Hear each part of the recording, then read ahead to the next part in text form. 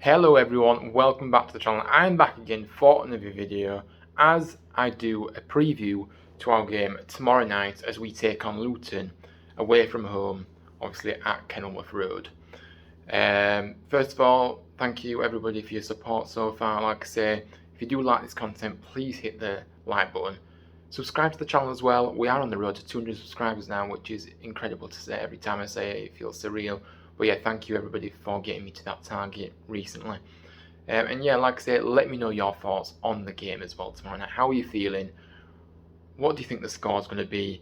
And yeah, whatever else you want to comment, below, you can do. I'm happy to, hear from everybody. So yeah, let's get going then. So obviously, this is our second consecutive away game. After that 3-1 defeat at Reading. So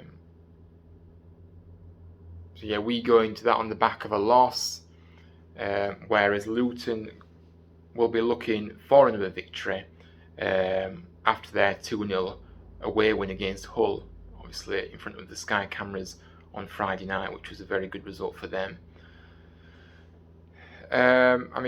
The record so far from both teams' perspectives, Luton, they've won 4, drawn 4 and lost 3. They find themselves in 9th place at the moment with 16 points respectively from 11 played.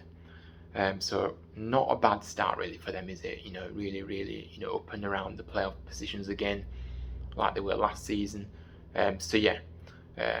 Full credit to them for continuing the momentum. Obviously us, we've won 2, drawn 1 and lost 7, of course. Yeah, it sounds terrible, and it is terrible, as we know. Obviously 23rd place, 7 points from 10 played. So yeah, that is what we are going into the game like. Now I'm going to focus on the opposition like I do always to start with. So just a bit about the opposition, obviously. So it's Luton's 4th consecutive season in the Sky Bet Championship.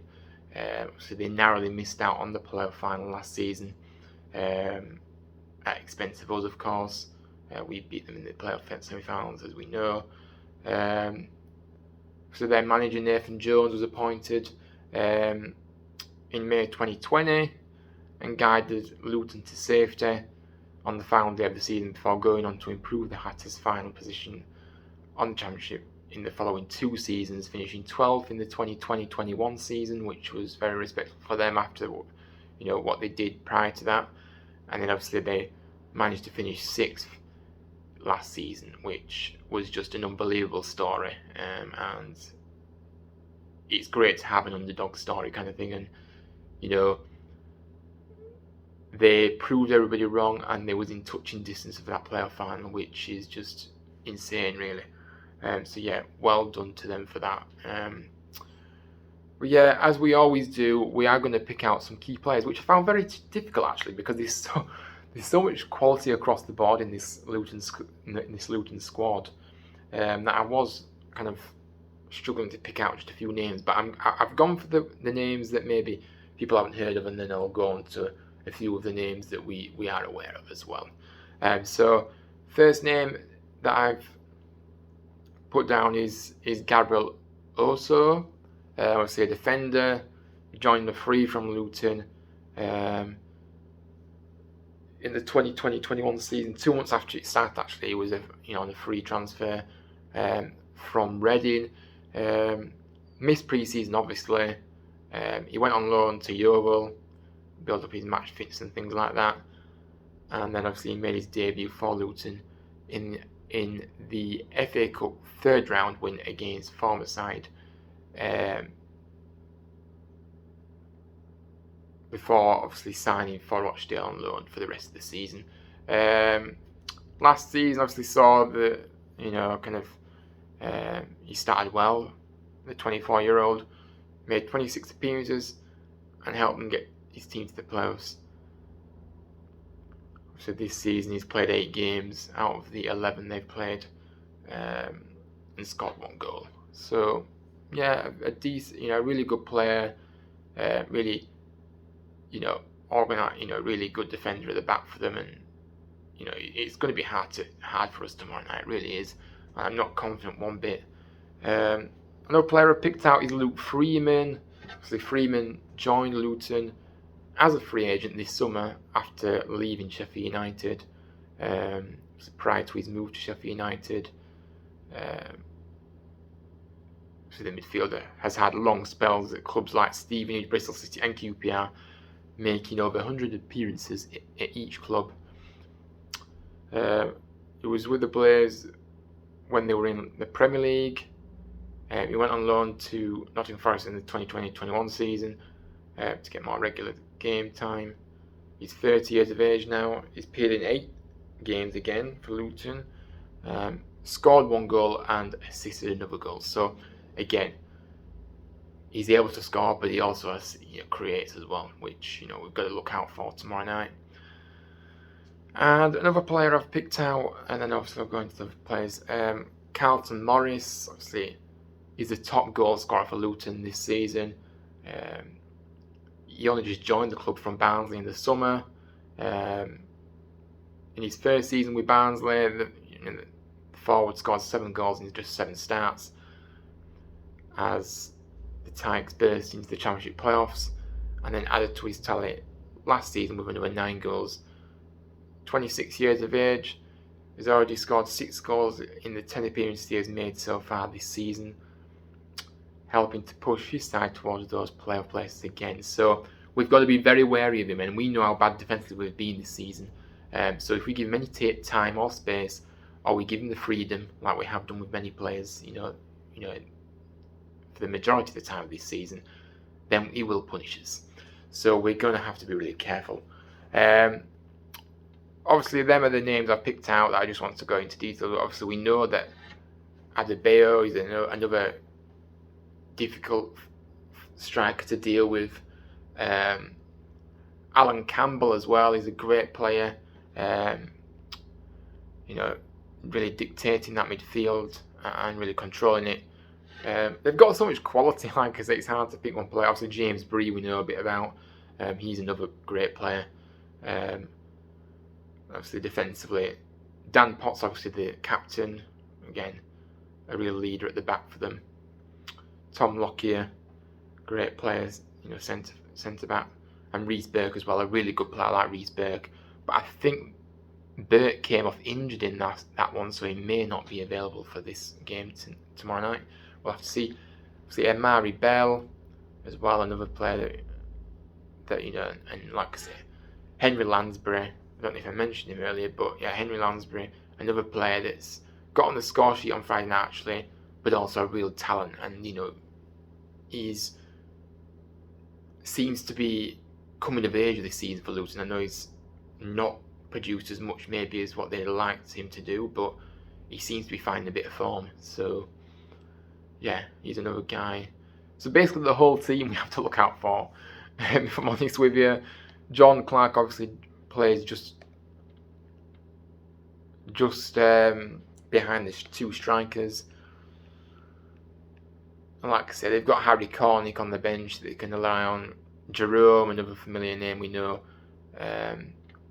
But yeah, it is one of those. But yeah, Luton are it's going to be really difficult for us tomorrow night, really. And like I said, I'm not confident one bit. So yeah, that is Luton's kind of perspective from things. They've started off the season very well, like I said. And it's always tricky to go to Kenilworth Road and get a result. So yeah, and especially the form we've been in, I can't see us getting much out of this one. But yeah, let's talk about the team news. No injury concerns ahead of this one, so we're all good in that regard. I'll go through my team lineup. I have made a few changes to the lineup from the game on Saturday, surprisingly.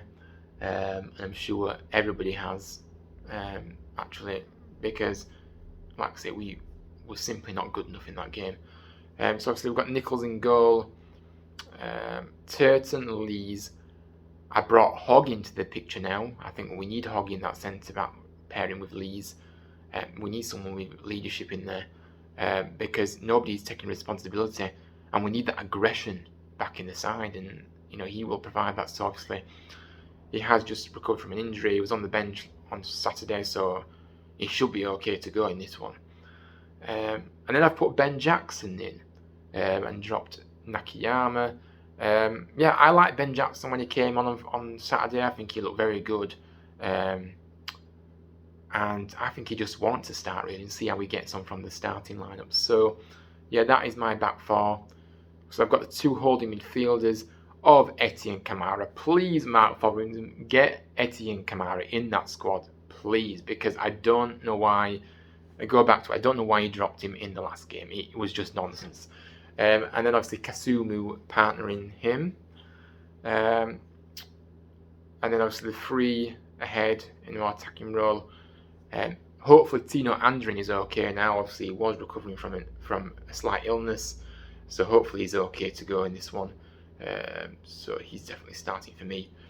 Redoni down the middle once more, and I've gone for Conor Mahoney because I think Sorba Thomas just needs to sit out a game and maybe make an impact from the bench in this one, because I just think he's played a lot of football, and yeah, I just believe that Mahoney. See how Mahoney gets on from the starting point, and then obviously I've got John Rhodes up front to see if he can get some more goals hopefully tomorrow night. But I just don't know where we're going to be able to create or get anything from this game. Like I said earlier, it's going to be a tough test against a team that are very strong, and also there's no hiding place at Kenilworth Road. Like I said, the fans are on top here. It's that small, the ground, very intimate venue, and yeah, it's not, like I said, I go back to it. It's not an easy place to go. The fans are always vocal, and yeah. But yeah, like I said, I don't think we'll win this game. To be honest with you, I don't. We may sneak a draw if we're lucky, because we did draw last season to them, so maybe we'll scrape a 0-0 draw or a 1-1. In fact, I can't see us keeping a clean sheet, so probably 1-1 maybe. I'm going for prediction wise, or Luton. Like I said, Luton will probably win, but I'm trying to be a bit positive here, and trying to say if we get a draw, basically, I will be very happy. But yeah, we're definitely not winning this one, I don't think. And so yeah, that's my kind of thinking behind the game. I think it'll be a very good game. Luton are always good to watch. Very attacking, but also defensively very sound too. Hopefully we can stop leaving gaps in our defence, which may help us this time, believe it or not.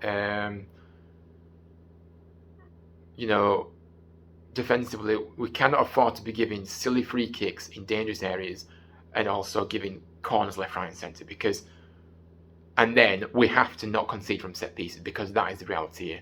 If you concede from a set piece, it's the worst possible goal to concede. We know this, and we've conceded far too many from set pieces as late. So if we can do that, we can keep the Luton players quiet. I don't know how we're going to do that, but we'll just have to see. But yeah, safe journey to everybody that's travelling down tomorrow night. Obviously, hopefully we'll come away with some sort of result, a point being, and we can move on to obviously our next game, which is at home next weekend to Hull. So yeah, thanks for watching, everybody. Please hit the like button if you have liked what you've heard in this video. Also, subscribe to the channel. I'm on the road to 200 subscribers now, thankfully, after reaching my last target of 150 subs. So thank you for that, as always, again. And yeah, like I said, comment your thoughts. What do you think ahead of this one tomorrow night? What are you thinking? What is your lineups? What's your score predictions? And can you see us picking anything up at all in this one? Because it looks very, very unlikely. And in reality, we probably will, like I say, lose this one. I'm just trying. I like to be positive. It's hard to be positive right now, but I like to be trying to be positive. So If we get a draw, absolutely fantastic. It will feel like a win. But we just can't afford to be losing too many games now because we've started the season so badly. But still a long way to go in the season, as we know. But yeah, that is it. So yeah, enjoy your week, everybody. I will be back on Friday. I'll be doing a preview on Friday, 2-hour game for our game against Hull on Sunday. I'll also be back on Thursday for a review of this game as well. So yeah, stay tuned for that, and I'll see you on the next one. Up the town.